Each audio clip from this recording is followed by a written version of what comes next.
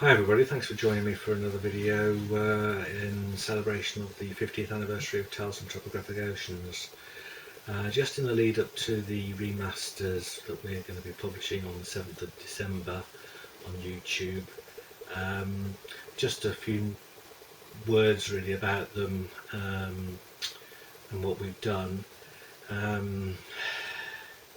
Just to also confirm, this is nothing official, this is just something we've done privately for our own enjoyment. I wanted to do something to show my appreciation of the album, and fortunately I've got a studio engineer who's relatively tame to my requests, and is also quite a devotee of Yes Music, to an extent, shall we say, but he knows a lot about Yes Music. So really the first thing to say is, why did we bother? I mean, if you believe as we do that Tales is pretty much perfect music, perfect production, perfect mix, got a perfect balance, why would you want to change anything about it? Well, I suppose, as I say, for the 50th anniversary we wanted to do something, and you can change things without necessarily making them better. Obviously you can change things and make them worse. So some of you might find that there's not a lot of difference. Some of you might not like the sound for previous versions, that's fine. But some of you might notice that the subtle changes that we've made. And just to clarify, we've done a remaster of the original Eddie Offord mix and a remaster of the Stephen Wilson remix. So in total there's 8 tracks, 2 sets of 4. We put the intro section from Revealing Silence of God, which was added in 2002, which I think works fantastically well as a sort of an introductory introduction to the song. We added that to the Steve Wilson remix version as well, just to make it complete and make it better in my view. So first of all, talking about the Steve Wilson remix. So some people like it, some people don't like it. It is a different experience. I just want to read some notes here about what we did. So basically some people, us included, felt that the highly polished remix version, while incredibly clear and detailed, had lost some of the album's original sparkle. The grit had been polished away a bit too much here and there. We are talking about very fine margins, but we felt some of the excitement of the original sound mix had been washed away. The 2016 remix version was therefore worth revisiting. The first task was to bring back the intro section and edit it onto the start of the 2016 remix version, which we did.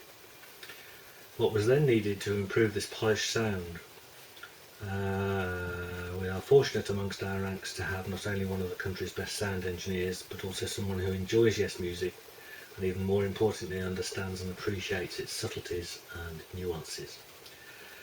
After a few listens, the engineer came back with his conclusion, which was, this doesn't need much at all, it's tremendous. This was not such a surprise. After all, Steve Wilson is a man who knew what he was doing, and furthermore he had some of the best tools at his disposal. Nevertheless, after comparing it with the original mix, our engineer felt that 3 things could be improved on the Stephen Wilson version. Firstly, the individual tracks had been placed a little too far out from the centre, which meant that the instruments were spaced out a little too broadly, as if the chairs were all at the sides of the room, as described to me. So the first thing to do was to try and bring the chairs in a bit. and focus the music back towards the centre just a tad. Bear with me. The next thing was that the 2016 remix had also caused some slight overcompression of the drums in our engineer's view, so that was corrected. Finally, our chap felt that when he compared it with the original sound, the 2016 remix process had left the vocals sounding somewhat thin at times. Some work on the vocal frequencies and sound was therefore undertaken to try and improve that. Overall, the adjustments were relatively subtle, but they do make a difference. To our ears, the sound is now more immediate, has more presence, and I think it's better at retaining the listener's attention than the Stephen Wilson one perhaps did. But as I say, see what you think when you listen to it. Okay. So we then looked to see what, if anything, could be done to enhance the original Eddie Offord version of the album. Here we were really playing with fire, but as we were celebrating its 50th year, we felt we had to try. A few subtle tweaks were therefore applied which altered the sound slightly, especially with regards to the bottom end. This might not come over too well on YouTube, so we are going to try and find a way of putting the tracks on a freely available lossless files, possibly via Dropbox. I'll let people know about that if we can do it. This was quite a complex process. It wasn't just a matter of turning the bass up. You had to be careful not to lose frequencies that cut off other sounds. The overall effect is minor, but produces a slightly different feel. Possibly you might find it's a little less sharp in places, but we did find that there were some harsh top-end frequencies also that needed sorting out. But hopefully it's a more expansive sound and is still bright as a button. Some of Chris Squire's bass lines are also a tad more defined, I think, on this new version. So yeah, so pretty much that's it. Interesting to see what your thoughts are. As I say, a lot of you may think, what's the point here? There's no difference that I can detect, and that's fine. We certainly can when we've worked on it.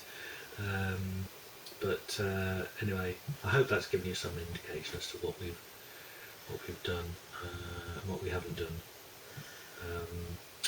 So I'm going to now leave you with another remastered track. This is The Revealing Science of God, and it's the BBC Top Gear radio broadcast from 1974, February 74. Now this is a different version to the final version that came out on the album, and it's slightly intriguing as to how they've done it. Supposedly it was recorded in the studio in early November,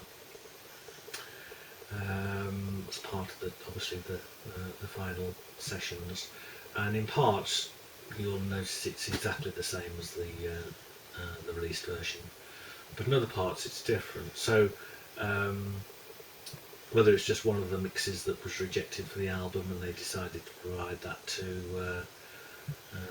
the BBC, I don't know. But anyway, it's not a good quality recording. This is a version taken off the air on a less than brilliant probably cassette recorder at the time. We've tried to remaster it as best we can just to improve it, make it sound a bit more listenable, but it is flat and it is distorted in parts.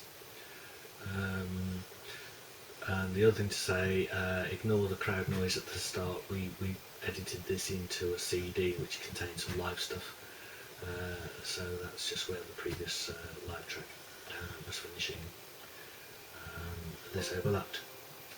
So anyway, The Revealing Science of God, BBC broadcast from '74, and I hope you enjoy that, and I hope you enjoy the remasters that are about to be published on this channel. Thanks for watching. Take care.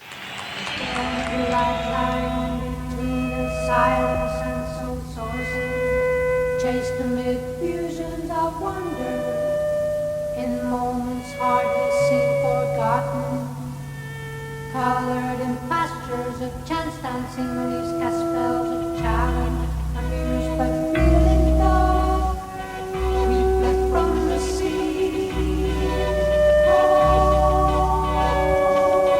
Dawn of thought transferred through moments of days, and the searching of revealing corridors of time-provoking memories, disjointed but with purpose, craving penetrations of burdens with the self-instructed, sharp and tender love, as knitted to the air, a picture of disdain. Dawn of our power, we easily descending as fast as misused expression, as only to teach the best to give passion to isolated corners, and we dance from the ocean. Dawn of love set within us.